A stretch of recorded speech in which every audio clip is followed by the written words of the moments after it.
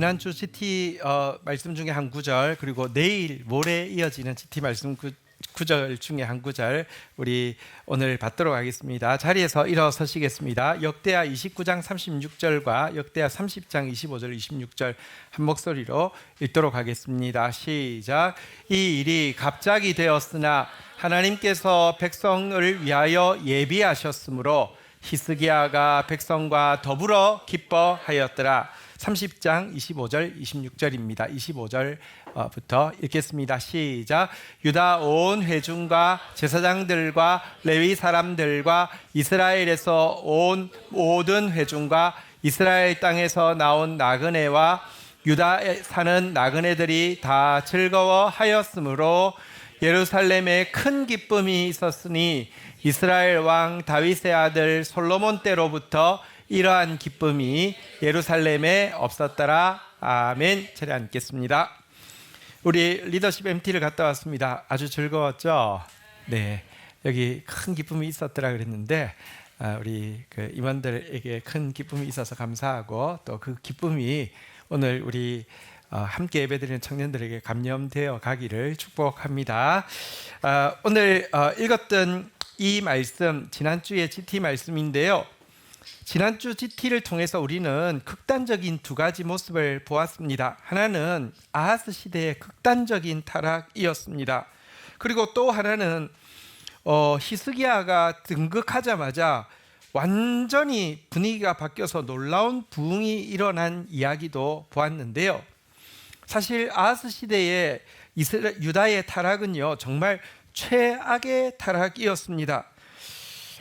그리고 이런 영적인 타락은요, 꼭 실질적인 부분에도 영향을 끼치게 됩니다. 지도자가 영적으로 타락하고 우상 숭배에 몰입하게 되자 외교에 있어서 가장 어리석은 선택을 하게 되었음을 보게 됩니다. 남왕조 북왕조가 분열은 돼 있지만 또 갈등들이 있지만 전면전으로 치닫는 경우가 잘 없었는데요. 전면전으로 치닫게 되었고요. 전면으로 치닫게 되니까 불안하니까 아수르라는 나라에다가 이 북왕조를 없애달라고 부탁을 하게 되는, 자기 동족을 없애달라고 부탁을 하게 되는 그런 최악의 외교 수순을 밟게 되었습니다.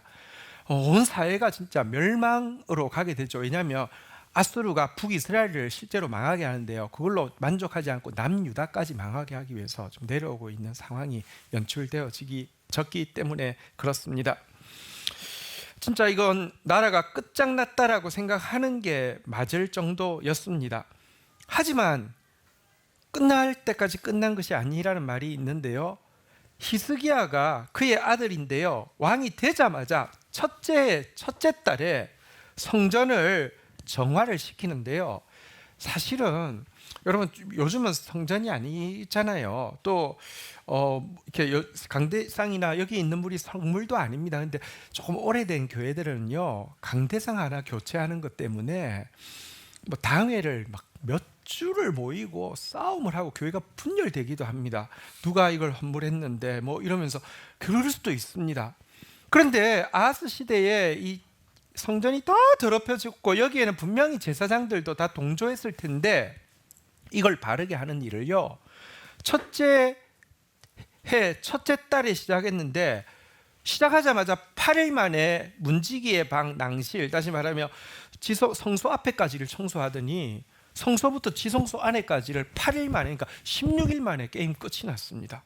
그리고 나자마자 바로 예배를 드리는데요, 왕이 속죄제와 번제로 진심으로 하나님 앞에 참회하자 백성들이 화목제와 자원제, 서원제를 가지고 나와서 기쁨으로 예배를 하게 되었고요, 제사를 드리게 되었고요, 끝없는 찬양이 레위인들을 통하여서 막 여호와의 시, 다윗의 시, 아삽의 시가 막 끊임없이 흘러나오게 되었습니다. 백성들이 너무 놀랄 정도의 이 부흥을 보면서 아무도 아하스 시대에는 없는 것 같으니 이렇게 숨어서 하나님 앞에 사모하고 있는 사람이 많다는 것을 보고 자기들도 놀라게 되었습니다. 사실 읽었던 30장 25절 26절은 이래서 여러분 2주간 동안 이들이 막 이들이 이제 이 성전이 회복되어지고 나서 막 기쁨으로 예배 드리고 나서는 광고를 하게 되었죠. 우리 이미 여러분 첫째 달 14일에 6월절인데 이미 첫째 달 16일에 성전이 정화되었고 그 다음에 예배를 드렸잖아요. 우리 한 달 미루어서 둘째 달 14일에 우리 6월절을 지키자. 우리가 6월절을 못 지킨 지 너무 오래됐는데 6월절 지키자. 그리고 이번에 6월절 지킬 때는 남유다뿐 아니라 멸망한 북이스라엘 사람들에게도 다 전가를 보내고, 이 땅에 이방인들이 너무 많이 들어와서 이방인들이 되게 많이 살고 있었습니다. 이방인들한테 다 보내서 하나님 앞에 6월절 지키기 원하는 사람 다 나오게 하자 그랬더니 누가 나올까 생각했습니다. 실제로 전가를 가지고 갔더니 조롱하고 모욕하는 사람들도 많았습니다. 근데 이상하게요, 하나님이 부흥을 주시니까 신기하게도 6월절이 되어서 사람들이 모이는데 끝없이 몰려와가지고요, 자기들이 막 예배드리면서 25절부터 보면 특징적으로 나오는 표현들이 있지요. 이제 한번 25절에 보니까요, 한번 따라하겠습니다. 다 즐거워하였으므로.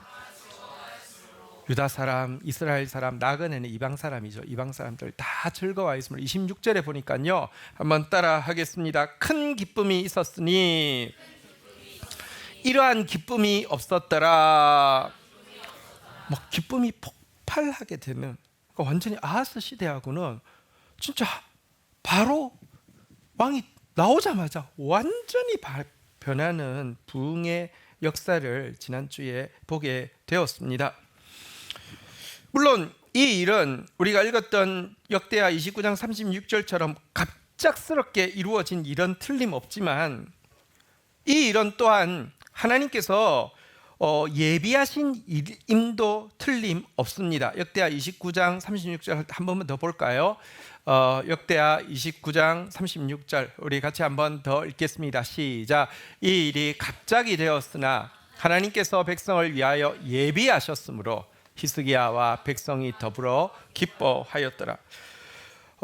여러분, 부흥은 하나님이 홀로 행하시는 주관적인 역사가 맞습니다.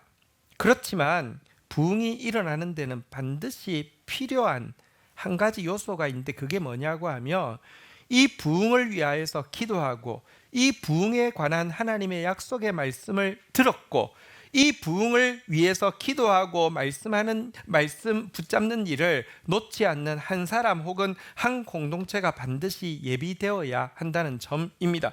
이게 하나님의 주권과 인간의 준비가 어떤 차이가 있는지 말씀해 볼게요. 말씀과 기도가 있고 거기에 헌신된 한 사람 한 공동체가 있다고 해서 그 시대에 반드시 이런 특별한 부흥이 일어나느냐? 그건 아닙니다. 그건 하나님의 주권에 해당하는 문제입니다. 하지만 그렇다고 해서 말씀과 기도도 없고 이 일을 위하여서 헌신한 한 사람과 한 공동체가 없는데도 하나님 주권이라고 부흥이 일어날 수 있느냐? 그건 아니라는 겁니다.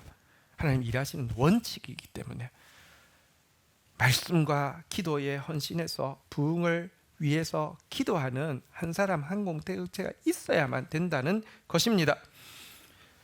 사울의 회심은요, 한 사람의 회심이 아니라 세계의 역사를 바꾼 것이죠. 이방 선교가 시작되었으니까요. 그런데 이 놀라운 부흥은요, 사울의 회심에 앞서 사울을 향해 하나님이 가지고 계신 계획에 대한 말씀을 듣고 그것을 믿음으로 말미암아 그에게 찾아가서 그에게 이야기해주고 기도해준 아나니아라는 사람이 있어서 된 일이라는 사실을 기억할 필요가 있습니다. 오늘 제목 한번 따라 하겠습니다. 진정한 부흥을 위해 기도하라.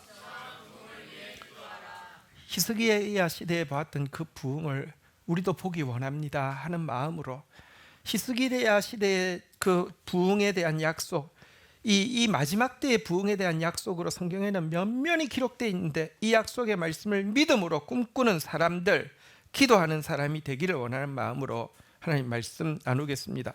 그렇다고 하면 히스기야 시대의 이 갑작스러운 부흥을 위해서 하나님이 말씀과 기도의 통로로 예비시킨 사람 혹은 공동체는 누구일까요?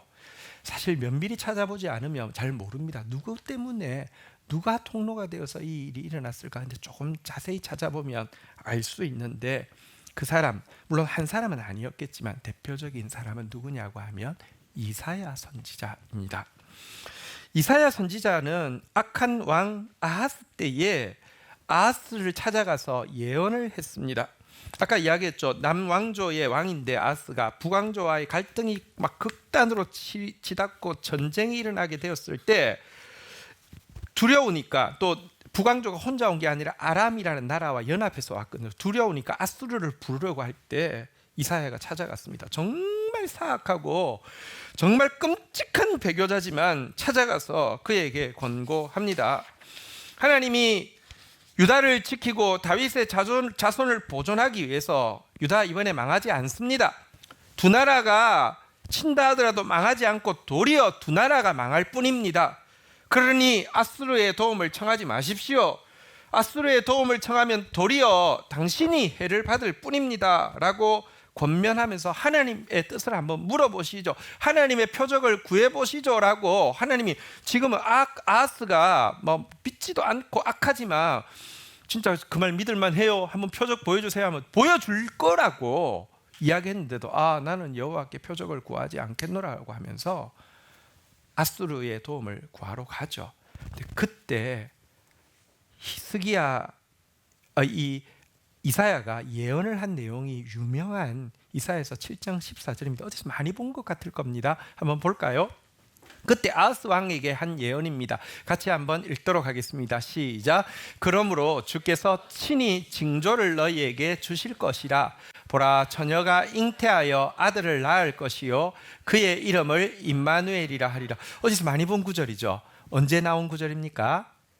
예수님 동정녀 마리아를 통해서 성령으로 잉태될 때 이 구절을 인용하잖아요. 근데 이 구절이 처음 사용된 것은 이 악한 왕 아수르로 가겠다고, 여호와 표적을 구하지 않겠다고 할 때 이사야가 한 말입니다. 이 말의 내용이 뭐냐고 하면요, 당신은 믿지 않을지라도 하나님이 친히 개입하셔서 징조를 주실 것인데 그 징조가 무엇이냐?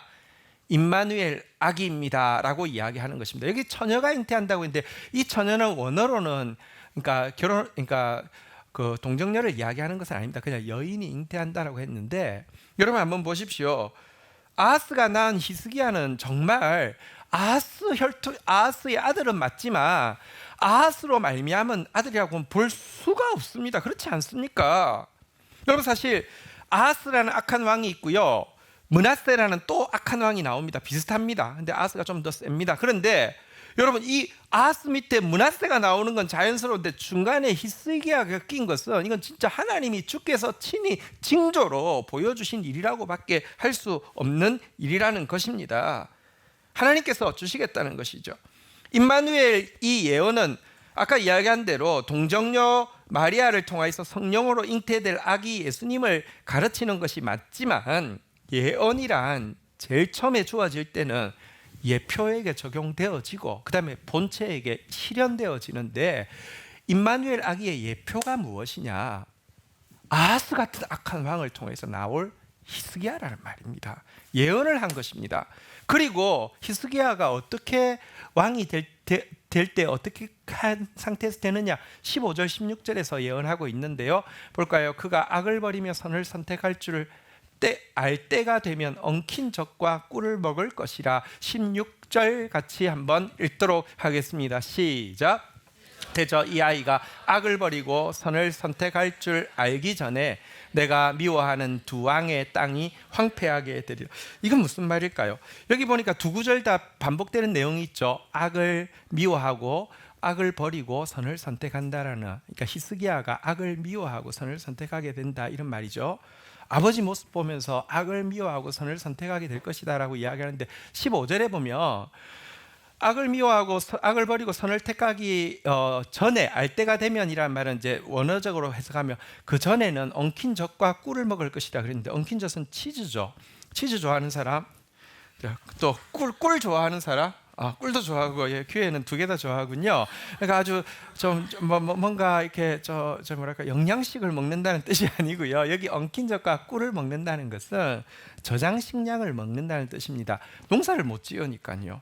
아하스 때 완전 정말 배교하니까 나라 온갖 나라가 다 들어와서 침략했잖아요, 그죠? 그때 백성들은요 살아남기 위해서 먹은 것은 오래된 치즈하고 꿀 같은 저장식품밖에 못 먹었는데 히스기야도 어릴 때 아하스의 아들 히스기야도 이거 먹으면서 계속 우리나라는 왜 이렇게 비참할까? 희망이 있을까? 또 자기가 만약 아버지가 죽으면 왕이 될 텐데 희망이 있을까 하다가 그래 우리가 하나님 버려서 그래.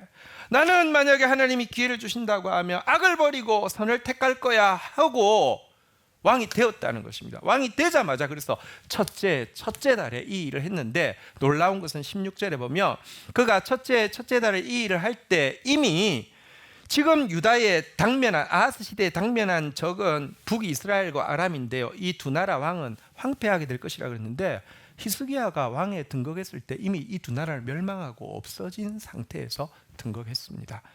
여러분 이렇게 사실은요 히스기야 시대에 있을 일을 이사야가 정확하게 예언을 한 것입니다. 말씀을 선포했고 그것을 가지고 기도했던 사람이 이사야라는 것입니다. 그러나 이사야에게 있어서도 이 기도, 진정한 부흥을 위해서 기도하는 것은 결코 쉽지 않았습니다. 사실 선지자 중에 이사야는 굉장히 독특한 선지자입니다. 여러분 보통 선지자가 한 왕의 시대에 예언을 하는데요. 이사야가 예언을 한 왕의 시대가 언제인 줄 아십니까? 우시야, 요담, 아하스, 히스기야, 므낫세 5 왕의 통치 기간 동안 예언했습니다. 여러분 거의 한 60년 이상을 선지자로서 사역을 했습니다. 그런데 사실 이 우시야 시대는요 마지막에 교만해서 하나님께 제사장이 아니라 자기가 집전하려고 하다가 나병이 걸리긴 했지만 사실 그 전까지는 굉장히 하나님 뜻대로 잘한 왕이에요. 이사야는 일반 선지자가 아니라 왕족이었는데 선지자가 되었거든요. 가까이서 보면서 희망이 넘치고 이제 이 유다가 정말 말씀대로 다스리는 멋진 나라가 되어서 하나님 나라가 이루어질 것 같아. 약간 막 희망에 찼다가 우시야가 나병에 걸리고 죽는 해에 절망에 빠져 있을 때 하나님을 보게 되었죠. 그리고는 내가 입술이 부정하여 망하게 되었다라고 할 때 하나님께서 숯불로 그를 지져주셨죠. 그 전까지도 왕족으로서 멋지게 막 말하고 있었지만 어떤 의미에서는 약간 뭐랄까요? 왕의 선지자처럼 우시야 왕을 통해서 하나님이 땅을 축복하실 것이다. 약간 뭐 그러고 있었던 것 같아요. 사람에 대해서 대변하고 막 지지하는 게 자기의 일인 줄 알았던 것 같아요. 근데 이 사건을 통해서 그의 이름 사실 이사야가 무슨 뜻이냐고 하면 한번 따라하겠습니다. 하나님이 구원이시다.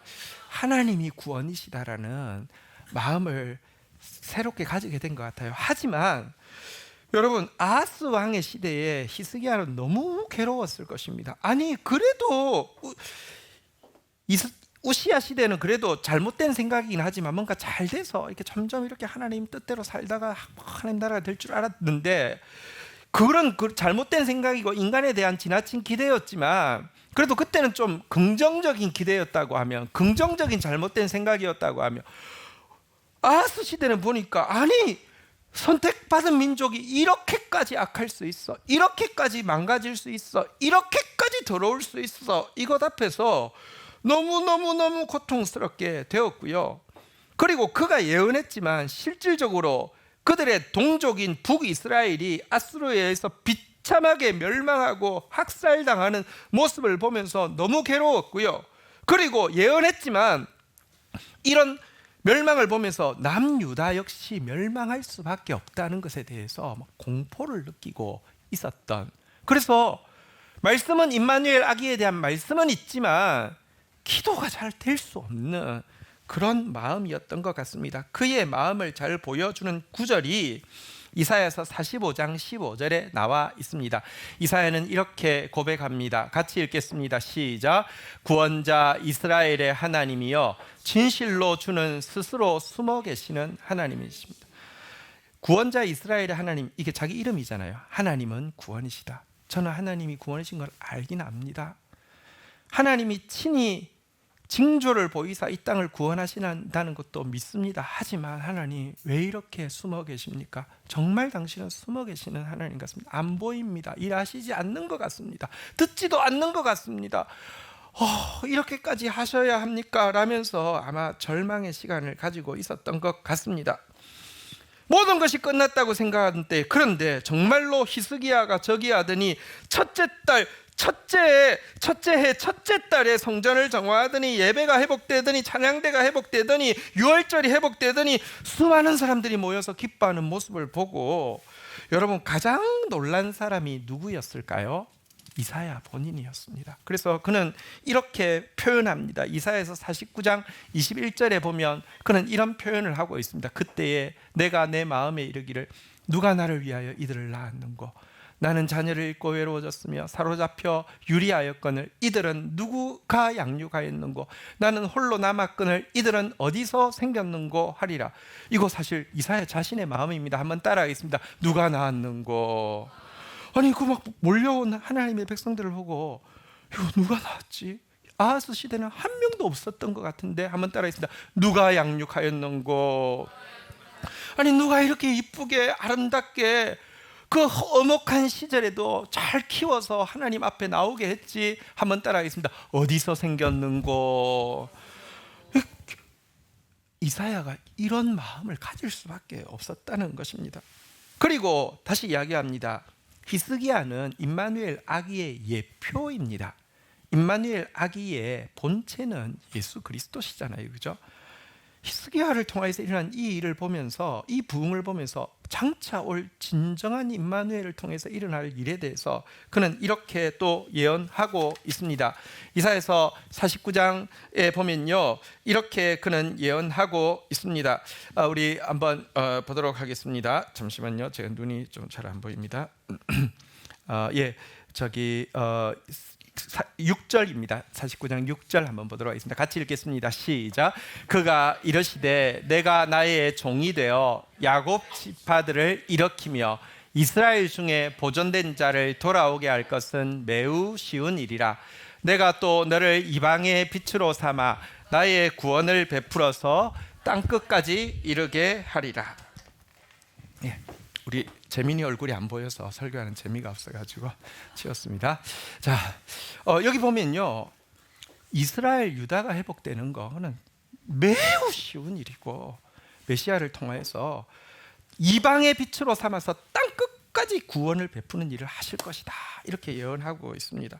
사실 아까도 이야기했지만 이사야는요, 여러분, 히스기야 시대까지만 선지자 한 게 아니라 므낫세라는 또 진짜 지독한 우상 숭배자 시절까지 선지자 사역을 하다가 그에 의해서 톱에 켜서 죽임을 당하게 되었습니다.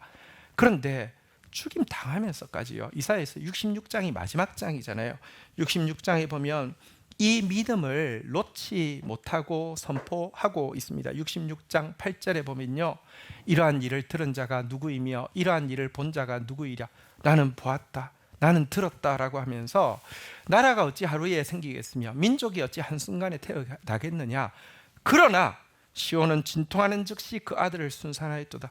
하나님이 개입하시면 메시아는 갑작스럽게 오실 것이고, 메시아가 역사하면 온 세계는 갑작스럽게 하나님 나라로 바뀔 것이다. 진정한 부흥은 일어난다.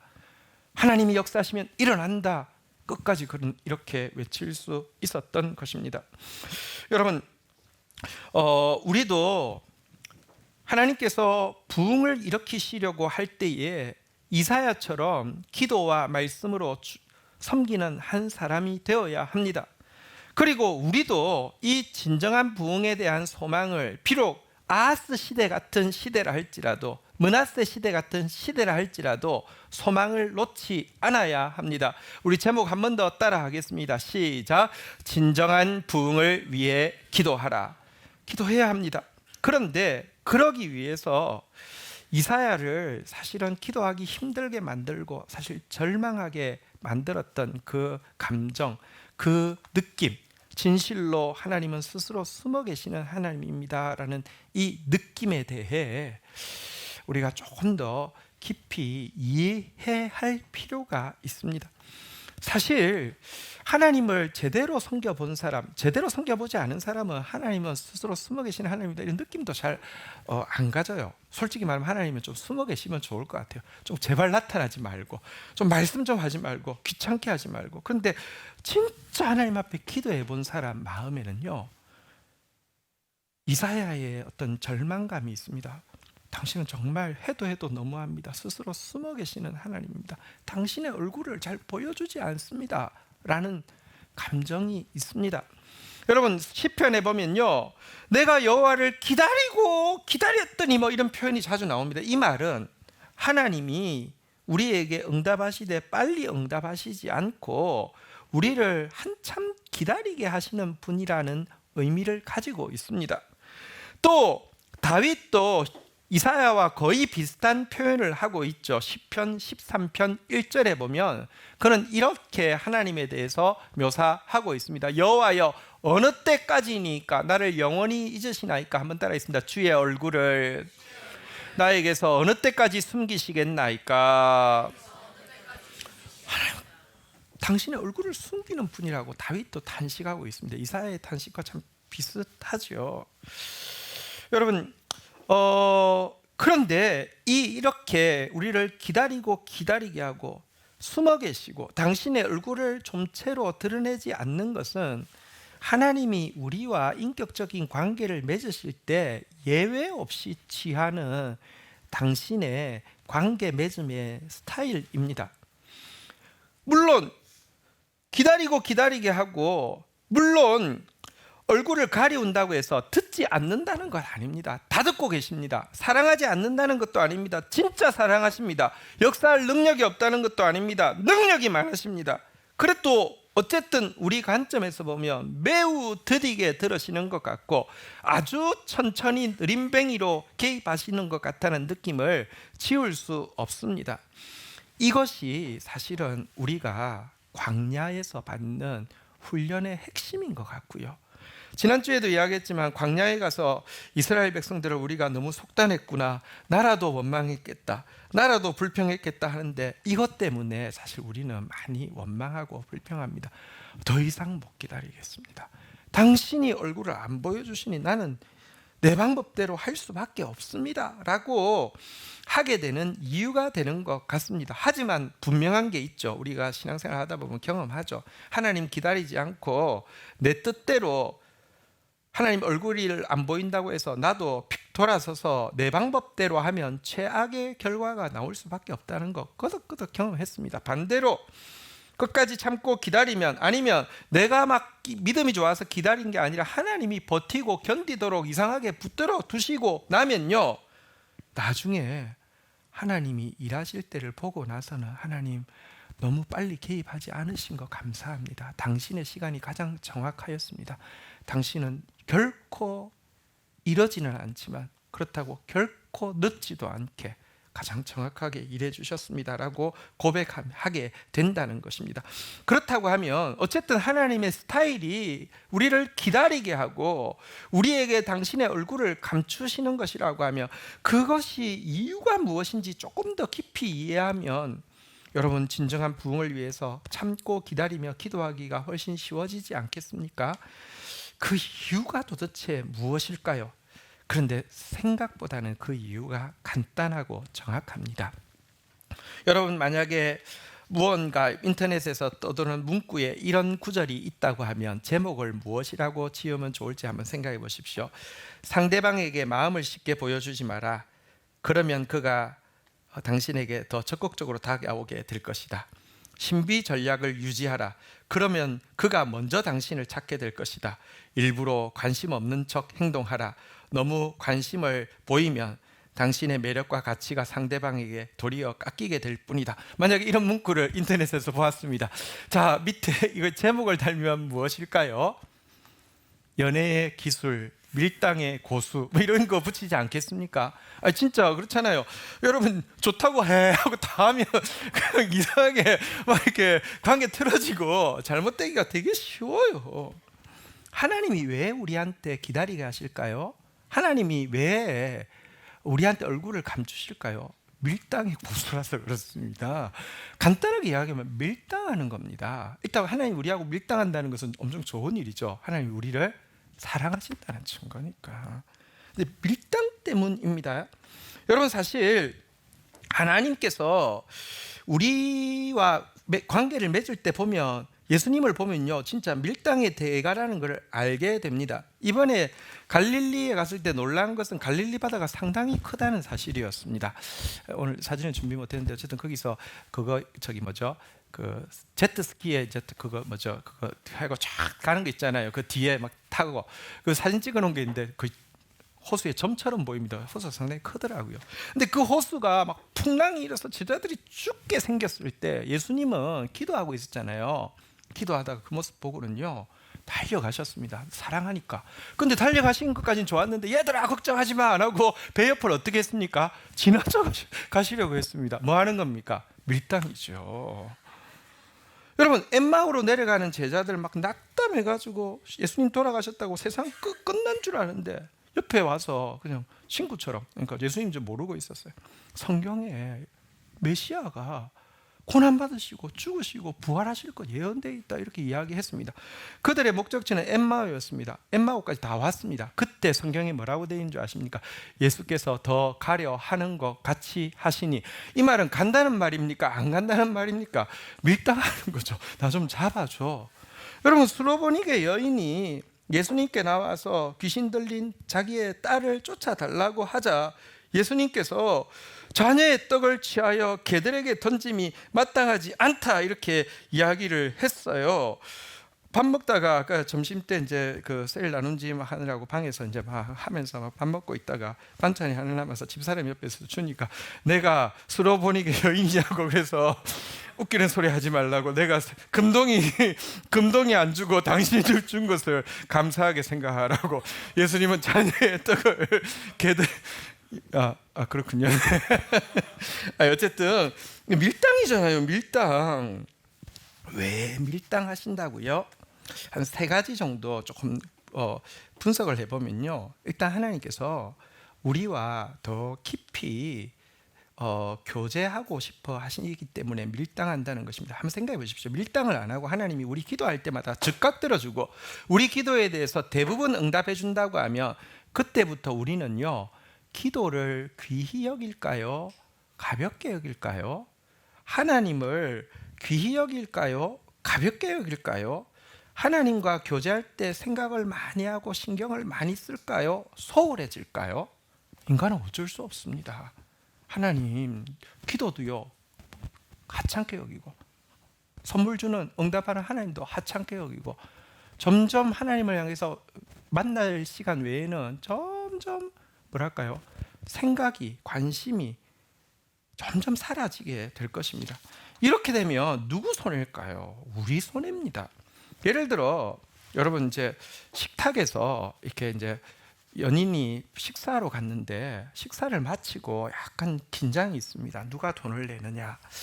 근데 약간 뭐랄까, 저 사람 오늘 돈 안 들려고 저렇게 굶뜨는 거 아니야? 막 이렇게 해가지고 막 의심의 눈빛으로 보다가 막 참다 못해서 그만두자고. 내가 내고 그냥 이제 안 만날 거야. 이렇게.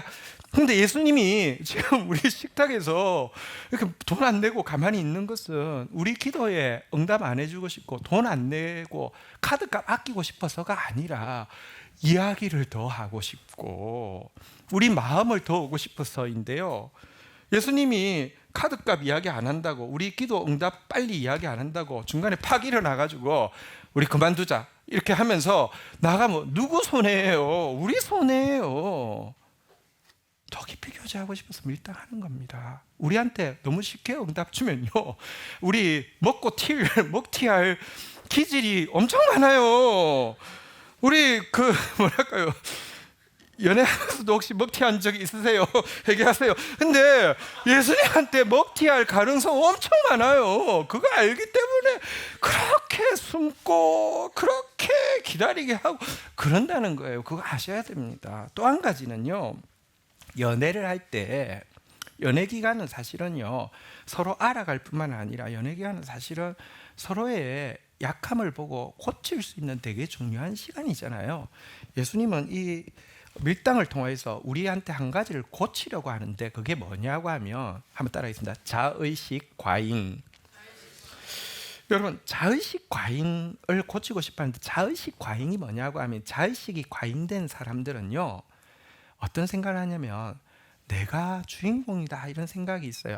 뭐냐고 하면 하나님께서 이 지구를, 이 땅을, 우리 교회를 멸망케 하지 않기 위해서 주인공으로 나를 보냈다, 약간 이런 생각이 있어요. 말은 안 하지만 자의식 과잉인 사람을 알아보는 쉬운 방법이 있습니다. 어떤 걸 보면 아냐면 너무 쉽게 심각해지는 사람은 자의식이 과잉된 사람입니다. 책임감이 강한 게 아니라 주인공병이 있는 사람입니다. 너무 심각해요. 항상 내가 일하는 스타일이 항상 모두의 모범과 표준이다라고 여기고 있고요, 내가 내리는 판단은 진리의 마지막 보루라고 생각하고 있고요, 그래서 다른 사람은 물론 하나님도 이와 같은 스타일, 이와 같은 판단에 따라야만 된다고 우길 정도로 자의식이 과잉된 사람들이 되게 많습니다. 그런데 하나님이 이런 사람에게 이런 자의식 과잉을 고치는 제일 좋은 방법으로 밀당을 사용하십니다. 아니, 내가 우리 교회를 살리기 위해서, 이 민족을 살리기 위해서, 지구를 구하기 위해서 주인공처럼 일을 하는데 하나님이 내 기도를 잘 안 들어주세요. 나를 자꾸 대면대면하거나 피하세요. 한두 번이 아니고 자꾸 이렇게 되면 그제서야 내가 지구를 지키는 유일한 주인공이 아니라는 사실을 그제서야 깨닫게 됩니다. 내가 생각하고 있는 시간 시나리오를 하나님이 협조를 안 해주고 하나하나 망하게 하고 허물어지게 하면, 그 전까지는요, 자의식 과잉된 사람은요, 자기 시간표대로 움직일 때는 다른 누구도 따라올 수 없는 속도를 가지고 움직이고, 그 속도에 못 따라오는 상대방을 보면서 그러니까 너가 안 되고 그러니까 내가 주인공이지 이러고 있던 사람이, 여러분, 어차피 아무리 달리고 싶어도 하나님이 결제가 안 나고 방해를 하고 시간을 막 틀고 이러니까 그제서야 다른 사람들과 보조를 맞출 수 있게 되고요. 자의식 과잉을 하나님이 고치며 나타나는 증세가 뭔지 아십니까? 나사를 좀 풀어주신다는 겁니다.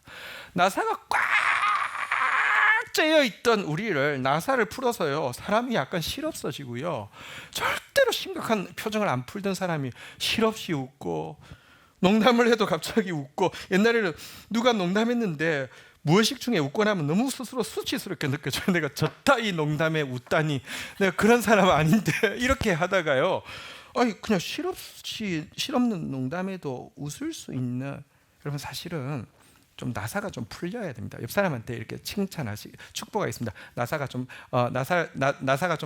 풀려야 됩니다. 시작. 나사가 좀 풀려야 된다니까요. 그렇게 심각할 필요 없어요. 여러분 없어도 지구는 돌아갑니다. 여러분 독수리 여행제가 아닙니다. 하나님 지키십니다.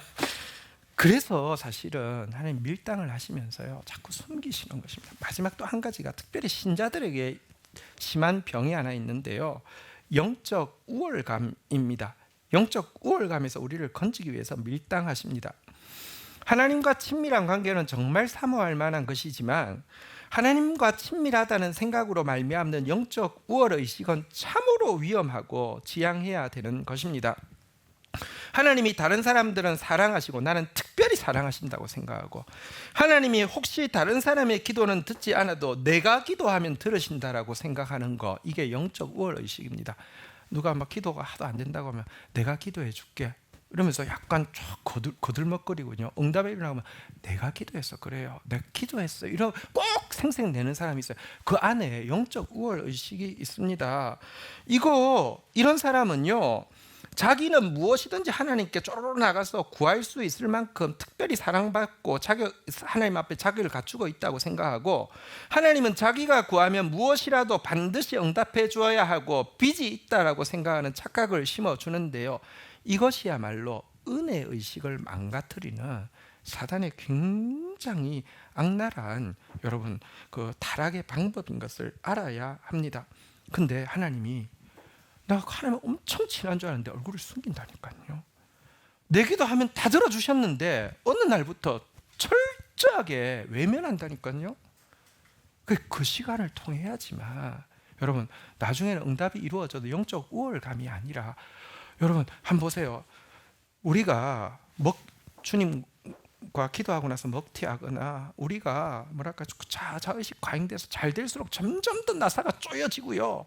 우리가 뭔가 응답 이루어 나고 나면요 영적 우월의식에 막 사로잡혀 있다고 하면 누가 우리 가까이 와서 누가 우리를 통해서 진짜 예수의 향기를 맡고 진짜 부흥을 경험을 하겠습니까? 그래서 하나님은 여러분 우리에게 당신의 얼굴을 숨기시기도 하고 기다리게도 하신다는 것입니다. 하지만 감사할 것은 어쨌든 밀당은 왜 한다고요? 사랑하기 때문에 하는 거예요. 그리고 하나님은 우리의 체질을 너무 잘 아세요. 여러분 우리가 못 참을 때까지 기다리게 하다가 우리 죽게 안 하십니다. 당신 얼굴을 우리가 못 참을 때까지 하다가 하나님도 잊어버리고 있다가 어느 날 보면 우리 죽어 있지 않습니다. 우리 체질을 아시고 절대 늦지 않게 제때에 역사하시는 분이십니다. 그래서 이것에 대한 이해를 가지고 진정한 부흥의 날을 위한 기도를 쉬지 않아야 합니다. 말씀을 정리하겠습니다. 제가 지난주에 이스라엘 갔다 온 이야기를 했는데 오늘 한 개 더 하겠습니다. 제가 이스라엘 가서 한 가지 굳게 결심을 한 일이 있습니다. 그리고 실은 어제가 그 결심을 실행에 옮길 수 있는 절호의 찬스였는데 제가 신방이 있어가지고 못해서 참 아쉬웠습니다. 그것은 무엇이냐고 하면 BTS 공연에 언젠가는 한번 가야 되겠다. 그리고 내가 아미에 가입하겠다라는 굳은 결심이었습니다. 이유가 있습니다. 이번에 유대교의 본산인 이스라엘도 갔고 사실은 이슬람교의 본산이라고 할 수 있는 게 요르단이에요. 왜냐하면 요르단 왕은요 무하메드의 직계 후손이더라고요. 그래서 사실은 굉장히 중요해요. 그런데 이 두 나라가 통일이 되었어요. 무 안에서 BTS 안에서 완벽한 통일을 이룬 거예요. 유대인들이 수학여행 오는 여학생, 남학생들 수학여행 오는 데가 마사다라는 곳이 있어요. 민족이 로마에 끝까지 항전하다가 이제 허물어질 수밖에 없게 되자 다 한 사람이 다 죽이고 자결을 하는 이제 그곳이 마사다예요. 그러니까 뭐 수학여행 반드시 와요. 수학여행 온 아이들이 이제 이 케이블카를 타기 위해서 기다리고 있고 우리도 케이블카를 타기 위해서 기다리고 있는데 여학생들이요 한국 사람인 저를 발견하더니 막 정신을 못 차리는 거예요. 막 말 걸고 싶어가지고 계속 제발 저한테 찾아와서 말 좀 걸어주세요라는 눈빛을 자꾸 웃으면서 저에게 막 보내는 거예요. 부담스럽게. 그리고 자기들끼리 막 보면서 웃고는 또 자기들끼리 막 쫑알쫑알거리면서 노래를 부르는데 잘은 모르지만 BTS 노래인 건 알겠어요. 내가 BTS 노래를 하나도 모르니까. 그런데 제가 솔직히 막 언어가 두렵지는 않은데 애들 올까 봐서 두려운 거예요. 저렇게 막 참다가 못 참으면 직접 올까 봐서 두려운 거예요. 왜냐하면 예의 없이 나는 BTS의 멤버가 몇 명인지도 지금도 모르고 그다음에 노래도 모르고 이름도 모르는데 이 사람들 오면 뭐 좀 미안하잖아요, 그죠? 그래서 엄청 내가 반드시 가면 하리라 이랬는데요. 아랍 지역에 갔는데 밤에 이제 그 강가에 요단강 강가에 보니까 또 이제 아랍 지역도 이제 그 광장이 있고요. 저녁에 막 사람들이 와서 노는데 좀 이제 보수적이니까 여학생들은 혼자서 못 오고 엄마가 데리고 나오더라고요. 차도로 이제 한 엄마가 데리고 여학생들 데리고 나오는데 우리를 보더니 이 여학생뿐만 아니라 데리고 나온 그 아줌마까지 정신을 못 차리는 거예요. 막 이렇게 한국말 한번 써보고 싶어가지고 안녕 이렇게 한번 해보고 싶어가지고 막 정신을 못 차리는 거예요. BTS 때문에. 근데 그 광장에 피아노가 하나 낡은 게 있는데요. 제가 그거 보면서 문화 역량이라는 게 뭔가 이런 생각했어요. 우리 여기 저 석촌 호수에 피아노 있잖아요, 그죠? 거기 치는 아무나 앉아서 제가 체런이 치고 있으면 어떻게 돼? 제가 젓가락 행진고 치고 있으면 어떻게 되겠어요? 지나가는 사람 전부 다 돌 던지지 않겠어요? 우리는 저 자리에 앉으려고 하면요, 진짜 꽤 잘하는 사람, 그리고 가끔씩 치는 사람 보면 진짜 잘하는 사람들이 쳐요. 근데 그날은 아무래도 아직까지 가난하다 보니까요, 아이들이 가끔 치는데 한 애가 와서 쫑 하고 그다음에 쫑 하고 이게 안 되는 거예요. 근데 제가 그 생각이 들더라고요. 우리 청년들이 단기 선교를 가되 그곳에서요 BTS 노래를 피아노로 딱 준비한 상태에서 쫙에서 노래 부르며 게임 끝 완전히 끝장. 뭐 그런 모습 보면서 좀 진짜 사람들이 우리 좀 말 좀 걸어주세요. 막 갈망하는 눈빛으로 막 몰려다니는 모습을 보면서 제가 성경 구절 하나가 떠올랐어요. 스가랴서 8장 21절입니다. 한번 보시면요. 이 성읍 주민이 저 성읍 주민에게 가서 이르기를 우리가 속히 가서 만군의 여호와를 찾고 여호와께 은혜를 구하자며 나도 가겠노라 하겠으며 23절 한번 같이 읽어보도록 하겠습니다. 읽겠습니다. 23절 시작. 만군의 여호와가 이와 같이 말하노라. 그날에는 말이 다른 이방 백성 10명이 유다 사람 하나의 옷자락을 잡을 것이라. 함께 하심을 들었나니 우리가 너와 함께 가려 하노라. 보십시오. 제가 만약에 그 자리에서요 BTS 아미여서 뭐 무슨 표시가 다 있고요. 그 다음에 BTS 콘서트 이제 가기로 예약돼서 콘서트 티켓이 하나 딱 있었단 말이죠. 그 이제 이스라엘 여학생들한테 다 가서 쫙 보여주고는 콘서트 쫙 보여주면서 나 이번에 BTS 콘서트 갈 계획이야 하면 그 아이들이 뭐라고 할까요? BTS와 너희가 함께 함을 들어노라. 우리가 너와 함께 가려 하노라 하면서 10명이 제 옷자락을 붙잡지 않겠냐고요. 진짜 그럴 분위기였어요. 근데 한번 생각해 보십시오. 사실은 BTS가 나는 너무 고마워요. 어쨌든 우리나라를 이렇게까지 높여준 거 너무 고맙지만 BTS가 세상을 구원할 수 없어요. BTS 때문에 그 사람이 구원받을 수 없어요. 근데요 마지막 때 사람들은 이 세상에 이 아하스 같은 이 악한 세상의 끝판을 보면서 하나님의 말씀에만 구원이 있다는 것을 알게 될 것이고, 진짜 하나님의 말씀을 가진 한 사람, 하나님 앞에 은혜를 구하고 또 은혜로워서 누구든지 다가올 수 있는 한 사람 앞에 옷자락을 붙잡고 우리가 너희와 함께 가려 하노라 이렇게 말할 시대가 온다는 것입니다. 그럴진데 여러분, 이 일에는 아까도 이야기했지만 누군가 그 말씀 붙잡고 기도하면서 수종될 사람과 공동체가 필요합니다. 물론 오늘은 그 사람이 이사야에서 약간 우리를 주눅들게 하죠. 하지만 그 사람이나 공동체가 꼭 이사야처럼 대단할 필요는 없습니다. 생각해 보십시오. 사울을 개종시킨 아나니아는 성경에 그전에도 등장하지 않고 그 후에도 등장하지 않습니다. 물론 그는 평생 하나님 앞에 기도한 사람이겠지요. 하지만 그가 사실 바울을 개심시키기 위해서 찾아갔던 그 짧은 순간은 그의 평생 했던 기도와는 비교할 수 없는 열매를 맺게 했다는 것을 부인할 수 없습니다.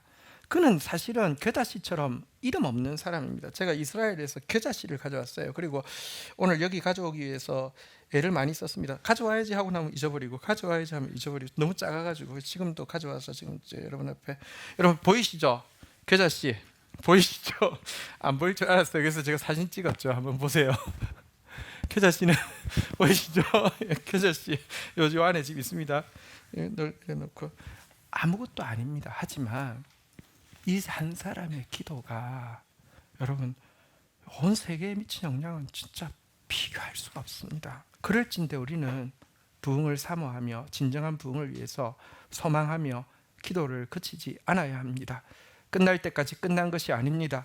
하나님이 일하시기 직전이 아하스 시대처럼 가장 어두운 때임을 알 때, 지금이야말로 특별히 다음 세대인 여러분들이 기도할 때입니다. 우리 함께 이 민족교회의 회복을 위하여서 이 아하스 시대처럼 우상 숭배하고 있는 이 시대에 정말 진정한 부흥이 일어날 수 있도록 우리를 이렇게 높여주신 것은 온 세계에 진짜 은혜의 복음 전하라 함인데, 촛대가 옮겨지게 된 이 시대에 우리 정말 기도해야 합니다. 겨자씨처럼 작은 모임이지만 하나님 앞에 함께 기도하다가 이 히스기야 시대의 영광을, 마지막 때 일어날 예수 그리스도의 말씀의 대부흥과 그리스도의 재림과 하나님의 나라의 완성을 함께 보게 되기를 주의 이름으로 축복합니다. 자리에서 일어서시겠습니다. 우리 함께 찬양하면서 하나님 앞에 간구하며 나가도록 하겠습니다. 우리 교회에서 번역한 찬양이죠.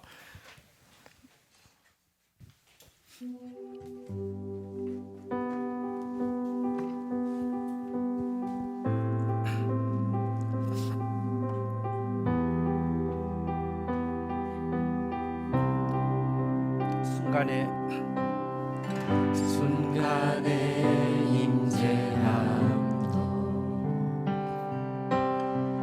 한 번 만지심에도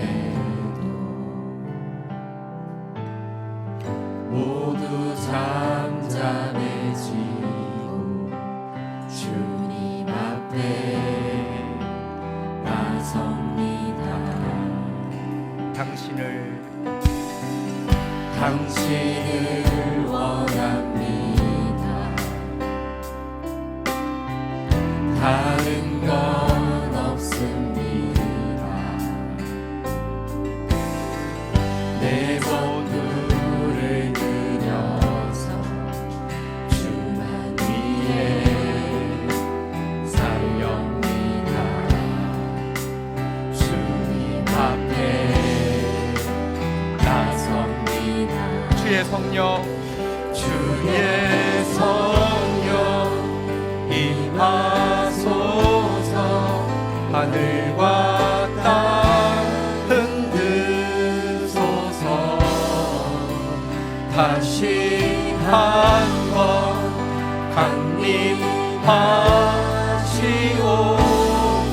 강림하시옵소서. 소멸의 불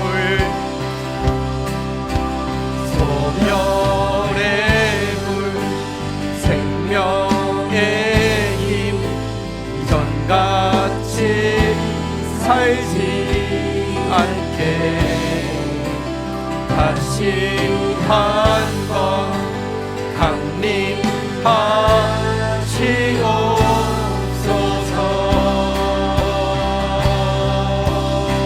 강림하시옵소서. 성령 하나님, 성령 하나님, 성령 하나님, 이제 밤 발장전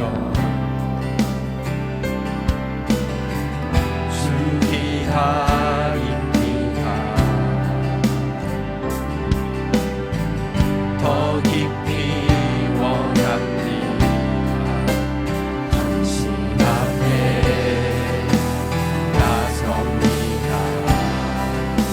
주님 앞에 나섭니다. 주의 성령 임하소서. 하늘과 땅 흔들소서. 다시 한번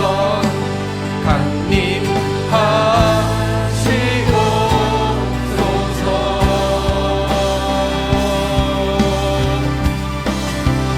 소멸의 불 생명의 힘 이전같이 살지 않게 다시 한번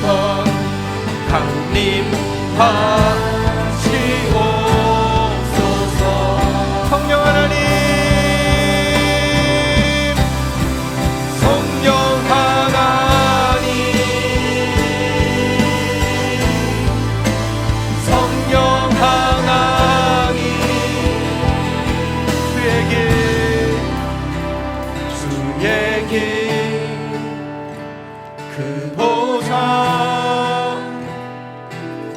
여기에 비하니 왕으로 임하사 통치의 하나님, 역사의 주관자 하나님, 주의 길 그 보좌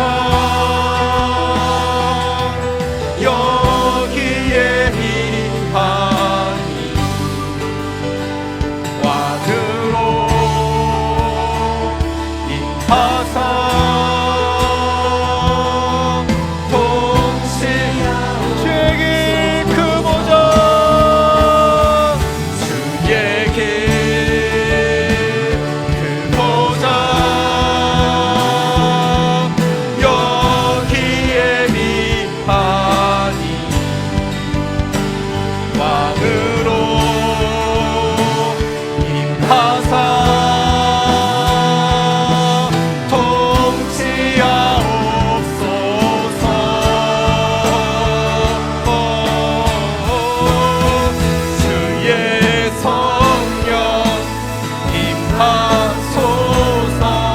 하늘과 땅 흔들소서 다시 한번 강림하시옵소서.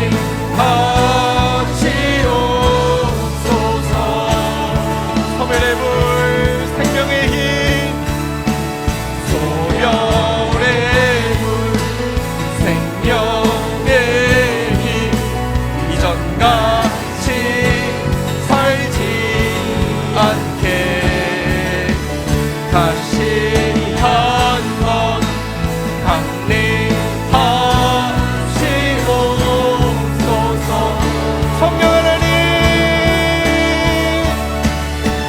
성령 하나 진정한 부흥을 주시옵소서.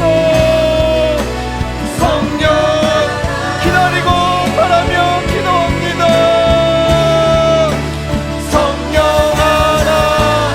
포기하지 않고 주님 앞에 섭니다.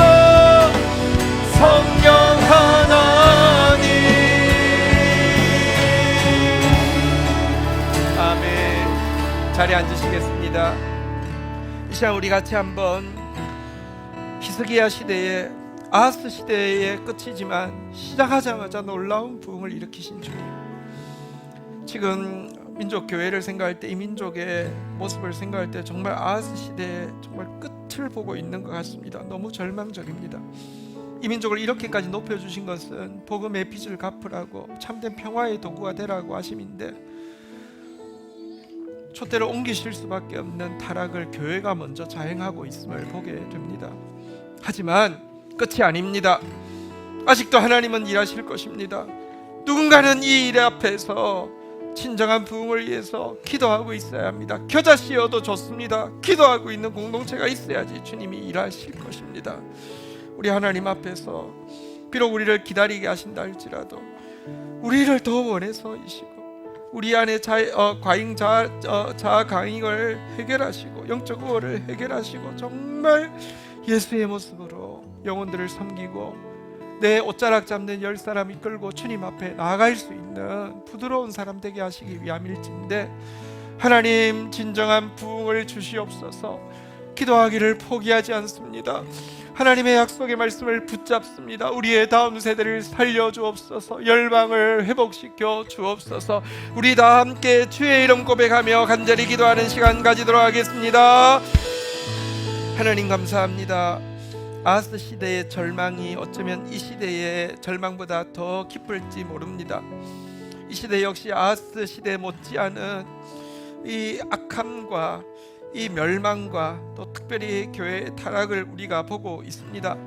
하지만 그때에도 갑작스럽지만 예비하신 주의 부흥을 보여주신 주님, 이 시대에도 동일하게 그 같은 역사를 일으키실 수 있는 하나님이시며 마지막 때에 나라와 민족이 하루아침에 생기는 기적처럼 어디서 누가 낳았는고 누가 양육하였는고 어디서 왔는고 고백할 구원받을 수많은 다음 세대가 세워지게 될 것이라고 말씀의 부흥이 일어나게 될 것이라고 이야기하셨사오니 포기하지 아니하고 하나님 앞에 기도하는 작은 겨자씨 같은 공동체가 되도록 은혜를 베풀어 주시옵소서.